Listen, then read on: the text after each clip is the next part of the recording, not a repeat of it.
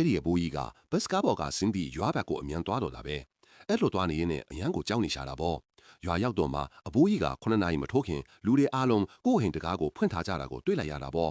ဒါနဲ့အဘိုးကြီးလည်းအိမ်တကားကိုမြန်မြန်ဖွင့်လိုက်တော့တာပေါ့အဲ့အချိန်မှာပဲကာကူတာရဲ့ဝိညာဉ်ကရောက်လာပြီးတကားတိုင်းကိုလိုက်ကြည့်နေတော့တာအဲ့တော့မှလူတယောက်ကအချိန်မီတကားဖွင့်ဖို့မိမိတာပေါ့ဒါနဲ့ပြေးလာပြီးတကားကိုလစ်ခနဲ့ဖွင့်လိုက်ဒါပင်ပဲဒီအချိန်မှာတော့အယံနောက်ကျသွားပြီလीအဲ့ဒါကြောင့်ကာကူတာရဲ့ဝိညာဉ်ကအဲ့ဒီလူကိုရိုက်နှက်ပြီးခါကုန်းထီအောင်လှုပ်ပစ်လိုက်တယ်ပြီးတော့သဆေးရအတွင်သေးရမယ်တဲ့အဲ့ဒါကြောင့်ဓာတ်ပုံကိုအခုကလေးကပန်းကုန်းဆိုထိုစလုံးနေကြတာပေါ့ဒါတွေအားလုံးကိုမြင်တော့ကလေးကအဘိုးကိုမီးလိုက်တယ်အဲ့တော့မှအဘိုးကပြောပြတာပေါ့အင်္ဂါနေ့ည9နာရီတိုင်းကာကူတာရဲ့ဝိညာဉ်ကလာတက်တယ်တဲ့ဘဲအိမ်ရဲ့တကားငယ်လေးပိတ်ထားတာတွင်ရင်အဲ့ဒီအိမ်ကလူကိုရိုက်ပြီးအရင်လိုပဲခါကုန်းဖြစ်အောင်လှုပ်ပြန်ပြီးတော့ခါကုန်းဖြစ်ပြီး30ရက်ကြာရင်တည်ဆုံးသွားတဲ့တဲ့တနေ့မှာဟင်ဒူးနဲ့ဆန်နီတို့ကအင်္ဂါလူတွေကိုမပြောဘဲလက်ထပ်နေကြတာပေါ့ဆန်နီအိမ်မှာဘာမှမရှိဘူးဒါကြောင့်အိမ်ပြန်ပြီးတကားဖွင့်ရမှာမို့မင်္ဂလာပွဲကိုအမြန်ဆုံးဖျက်ပြီးအိမ်ပြန်ဖို့ထွက်သွားလိုက်တဲ့ဆန်နီကအချိန်မီတော့အိမ်ပြန်ရောက်သွားတဲ့ဒါပေမဲ့အိမ်ရဲ့တကားငယ်လေးကပွင့်ခုံမပွင့်ကိုဖြစ်နေတာအဲ့ဒါကြောင့်တကားဖွင့်တာနောက်ကျသွားတော့တာပေါ့